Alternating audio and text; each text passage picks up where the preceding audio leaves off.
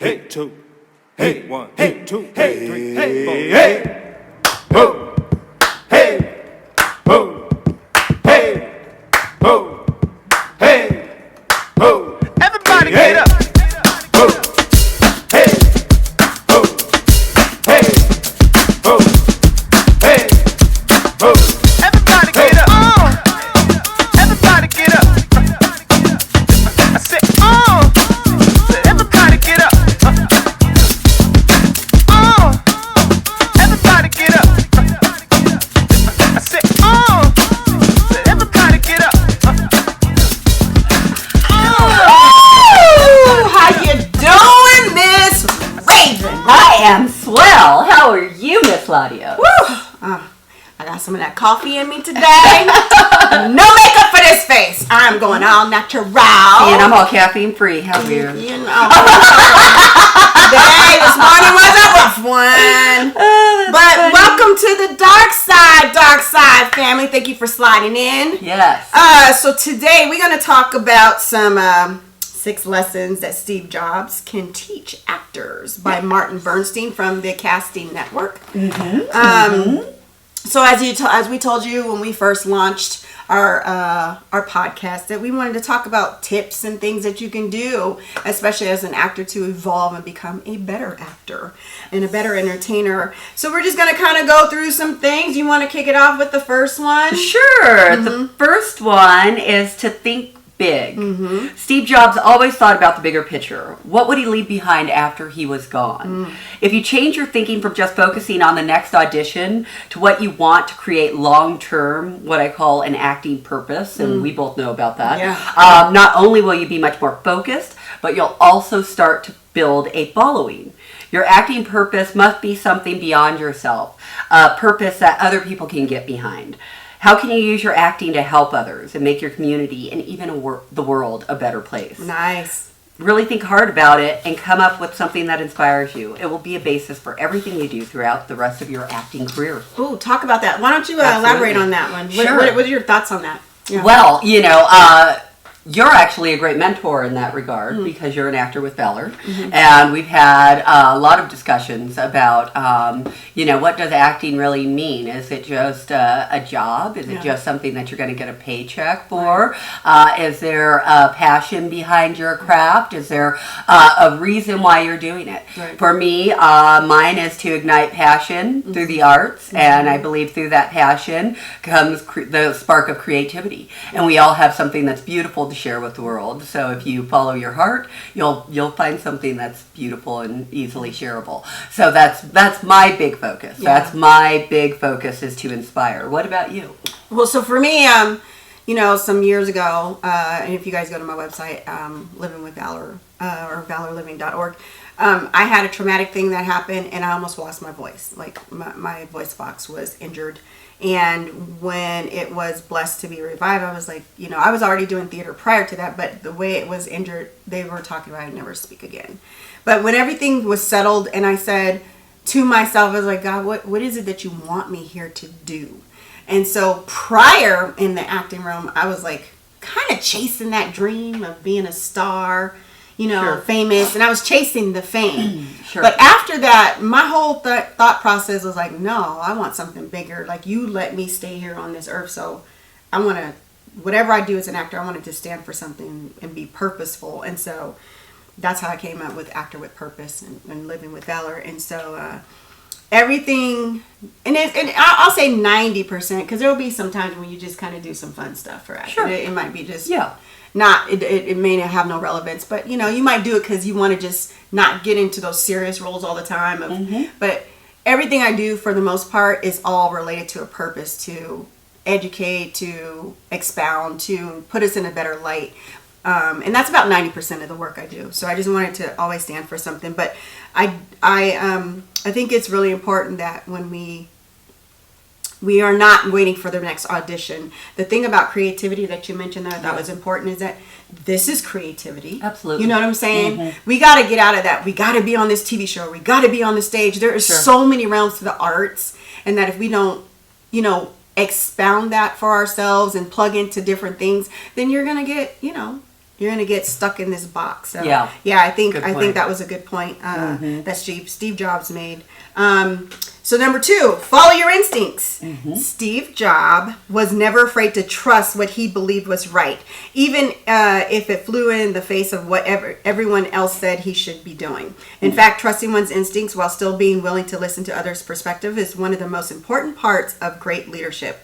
Don't let the industry tell you how to be or what to do. Actors who break the rules and follow their instincts, taking on a leadership role in their careers, are the ones who get and stay ahead. Ooh, how you feel about that? Yeah, that's interesting. I mean, I have much more esoteric kind of feelings in terms of instincts and following your gut. Part of when you shared this article with me, there was part of me that really loved a lot of aspects of it, but part of me that doesn't like some aspects of it, because I do feel like in America we're always so driven by capitalism and so driven by this need to get ahead and be leaders and blah blah blah. And to me, the thing that made me fall in love with acting is the fact that it's so collaborative, that it's not just me, that it's really, for me to stand out, it's when I'm being my best support. Right. That's when I really do the best work. So there's definitely a lot to be said in terms of following your instincts, in terms of following your instincts into what roles are right for you, what theater companies to work with, those kind of things. I don't know so much if I see it as a way to stand out in terms of being an actor, because again, I view that as more of a collaborative effort, but definitely following your instincts into what feels right for you. And sometimes sometimes you even know on paper, like, that company is not going to be a good fit. Sometimes you can just see it in a description or something, like, that's going to be hard, or that's going to be, just follow that, like, because sometimes it feels really good, and that's how it should feel when you're being creative, Yeah. I like the part where it says, don't let the industry tell you how to be or what to do. Yes. To me, I want my own identity. I don't want anybody telling me I need to be this tiny or this big, or unless it's suitable for the role. Like, I need to be like Monster with Charlize Theron. I don't want someone to say, well, you'll do better here if you do this. And I think, when we start following our own instincts, we start getting that creativity, because that small, still voice says, you know what, I think you should go left instead of right. I had been wanting to start a podcast, but I kept praying. I was like, I just don't want to be another vlogger on there talking about nonsense or nothing. I wanted something that was distinct. And so, like, when we started collaborating, I was like, this is my co-host. Like, this will be perfect. And so I don't believe in coincidence. I think everything happens. And when we take a leadership role in our careers, we just got to say, you know what? There's more than one way to get to the number 8. Yes. You know what I'm saying? Yes. I'm not trying to be a struggling actor. Right. You know what I'm saying? So if I got to take the scenic route to get to my goals, I'm going to do that. You know? So, and that's my thing, because I've heard all these stories about, I was living out of my car. I ain't doing that. You know? You ain't doing the Steve Harvey thing. Nah.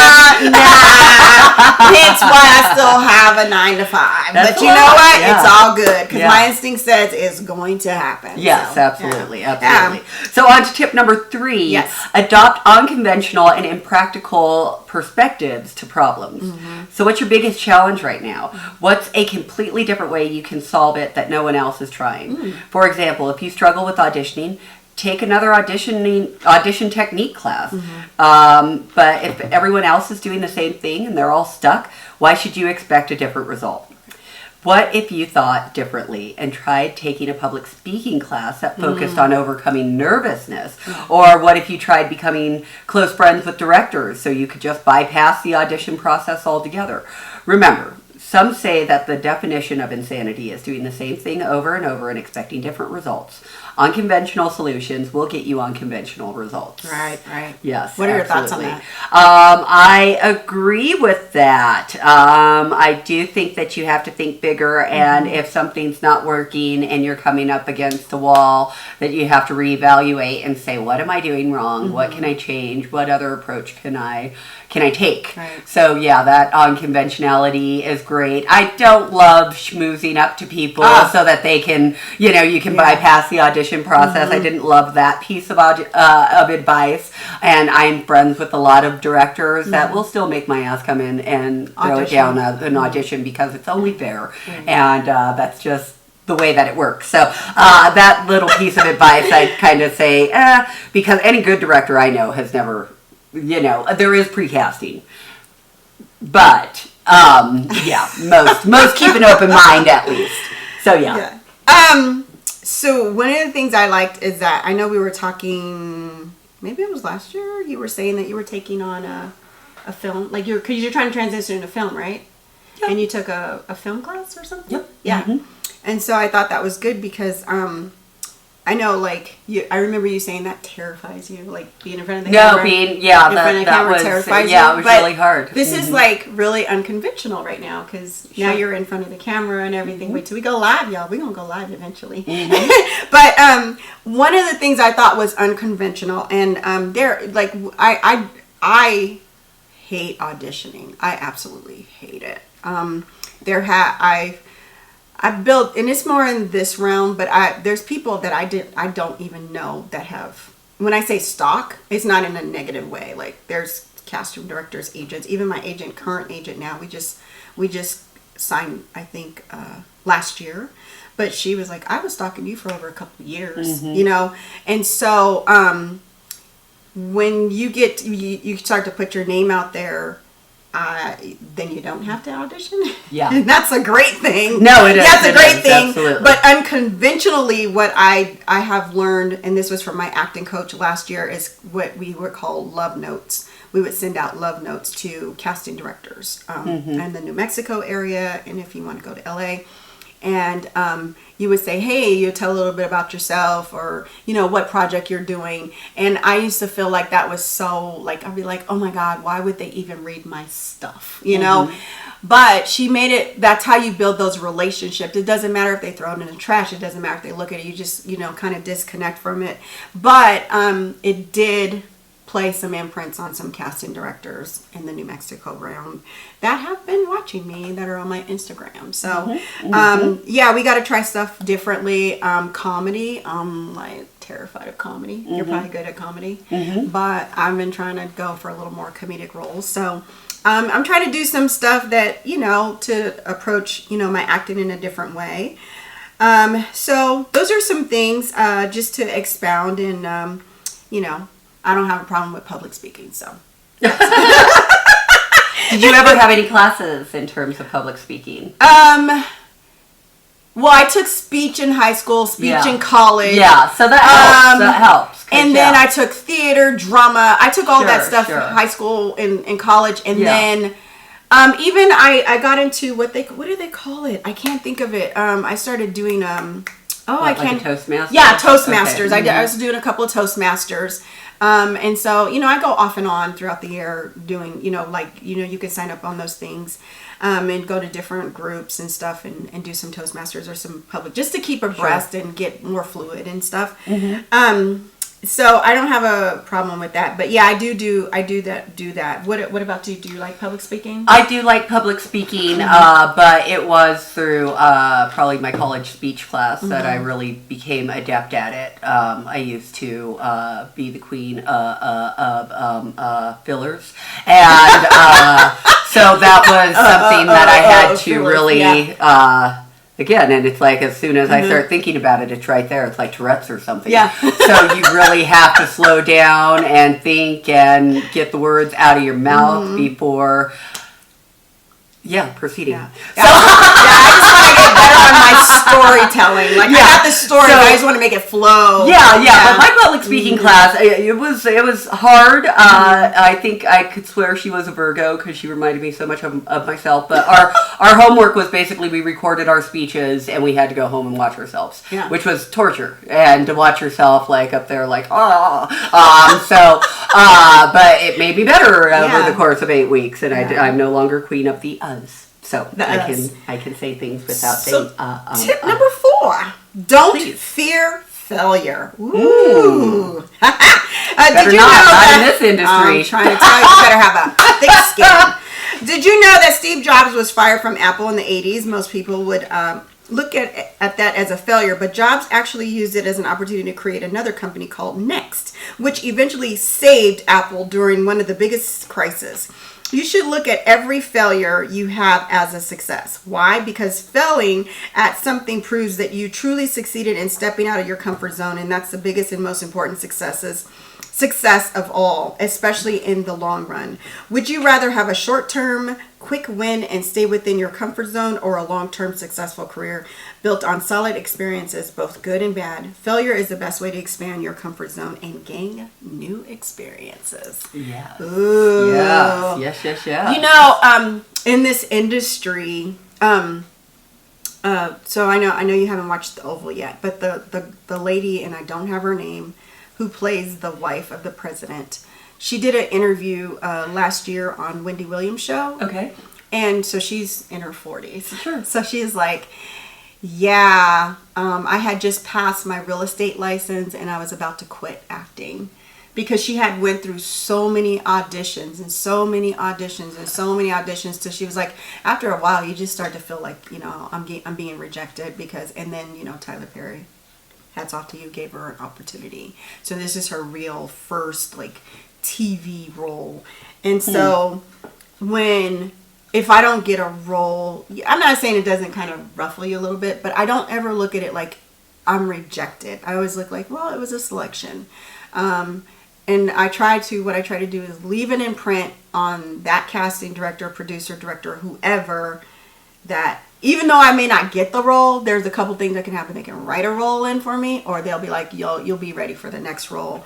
But failure to me is, my dad always says, nothing beats a failure but a try. So as long as you're trying, you ain't failing. That's how I look at it. Sure, absolutely. Yeah, and I mean, you just have to know that if you're going into the entertainment industry, that there is going to be some rejection. And it's not rejection on you're not good, or you're bad, or you're not talented. Yeah. It's just you're not right for that part. Exactly. And it could just be something so minute that other person brings to the table that fits that character so much better than you would have. And when you get cast in that role that fits you so well, you'll realize, wow, my director really did a good job here, because he saw the vision. And that's kind of our job as actors, is to fill in where we're needed and to kind of shut ego down when it needs to be, and realize what we're there for, right? It's not for our career. Well, let me hold back. It's not just for us, but it's also for the production as a whole. If that production is successful, then I'm successful. And my name's going to be successful. I could be the best damn actor, and if my whole ensemble is flailing around and screwing everything,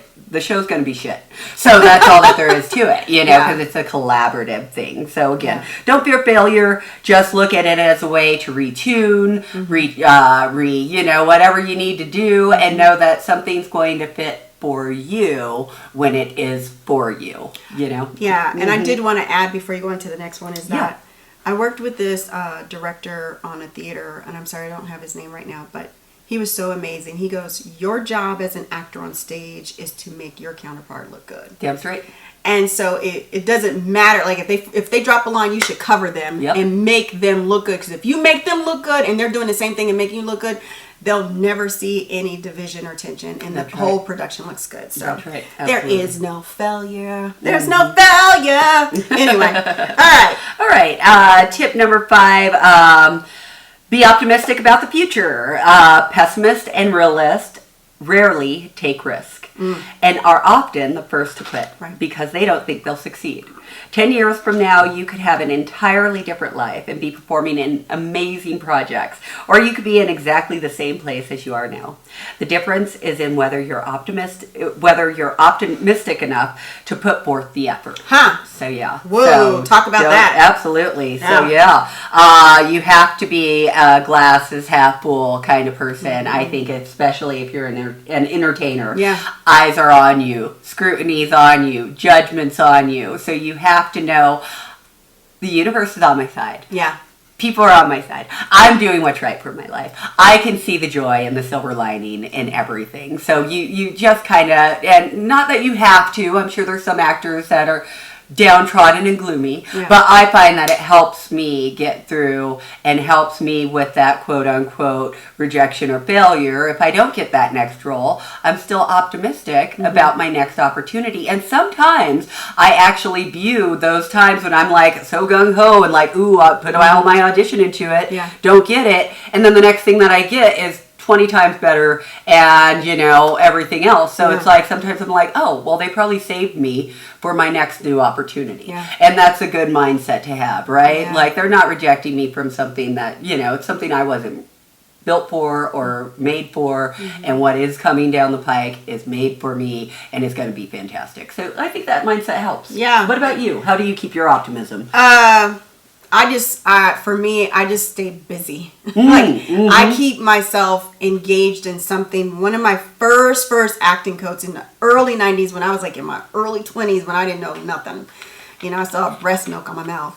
But she said, one thing as an actor you need to do is remain busy and constantly developing yourself. She said, because as an actor, if you are not like, and that's when they talk about that quick fame kind of thing. If you do a TV show or something and you get caught up in that and then you have a dry spell, which actors have dry spells, she said you can get depressed and negative, and then, you know, you can fall into this bad vicious cycle. So I always remain optimistic. I will be honest, there's times when I get frustrated and I'm like, when is it gonna happen? Girl, you know, but COVID. Yes, COVID.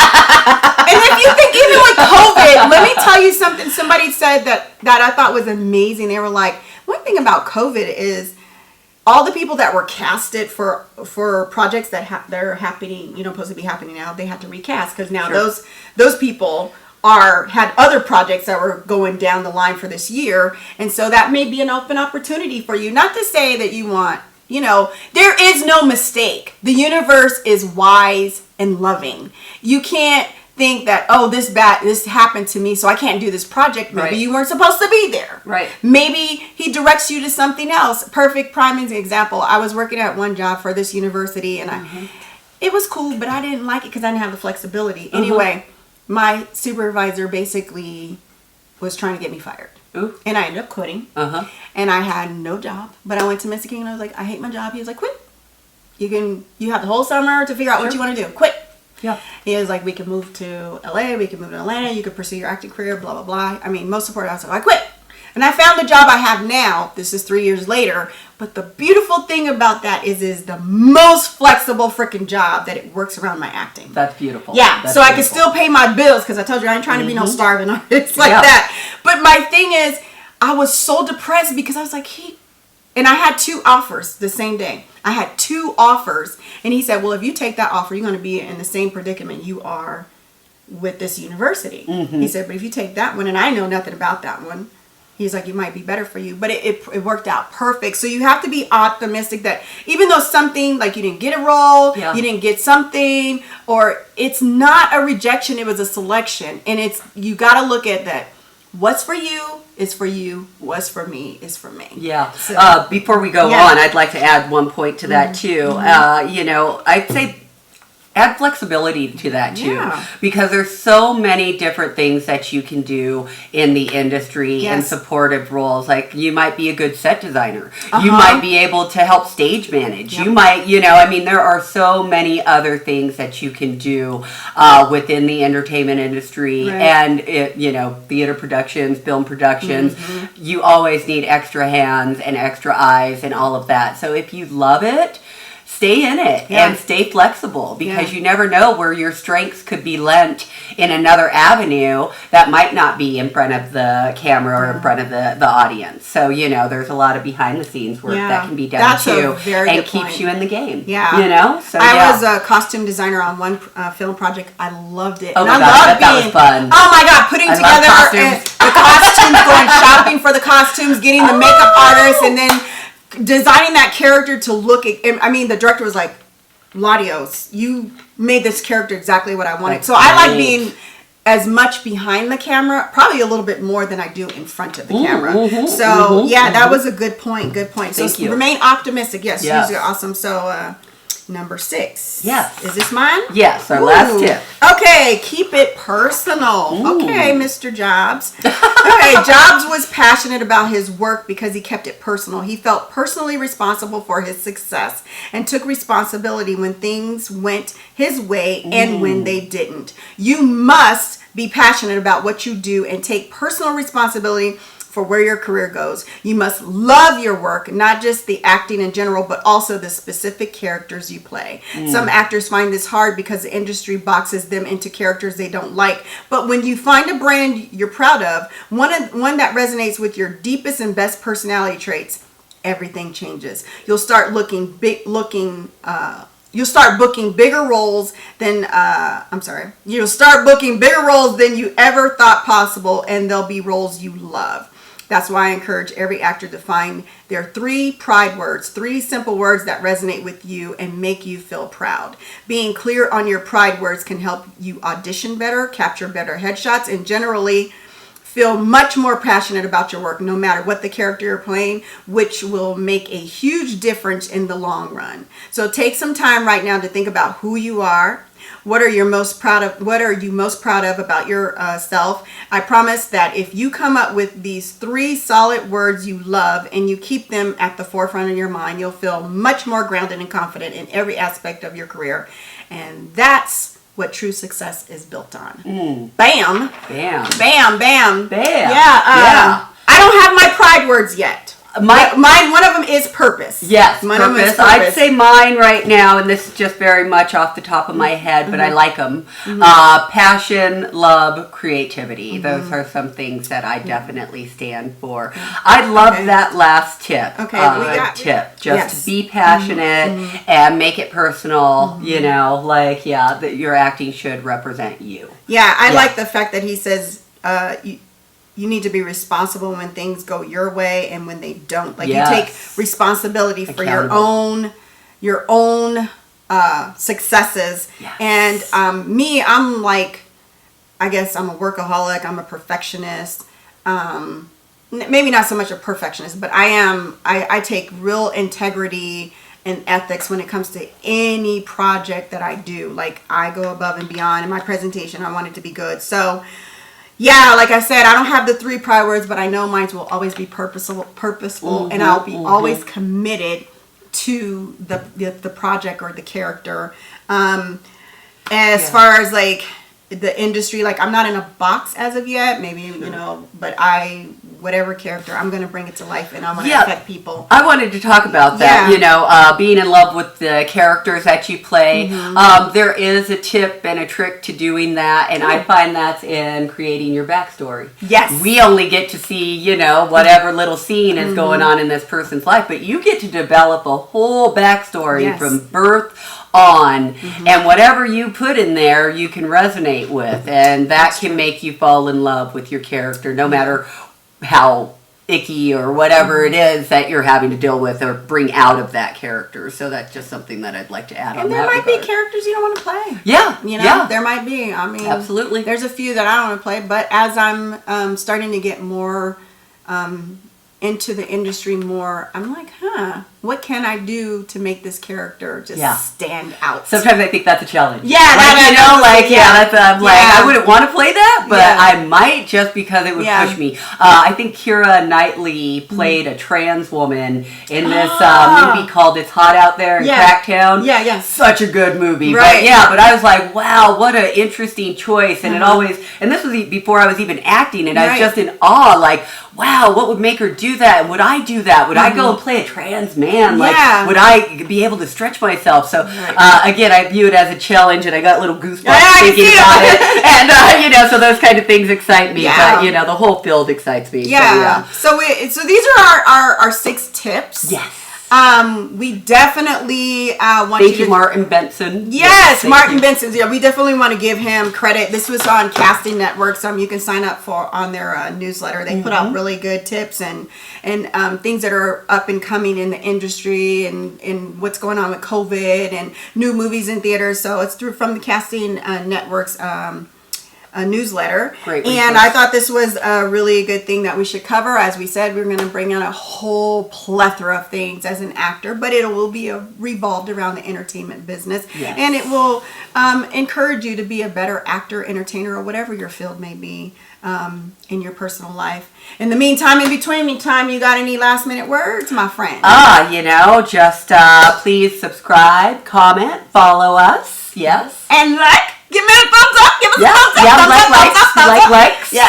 Yes. And thank you guys so much for sliding through. Remember, you don't have to be asleep to dream, so get up and get out and do something for yourself. I'm LaDios Muhammad, an actor with purpose. I'm Rav'n, an actor with passion. And we are actors from the dark side.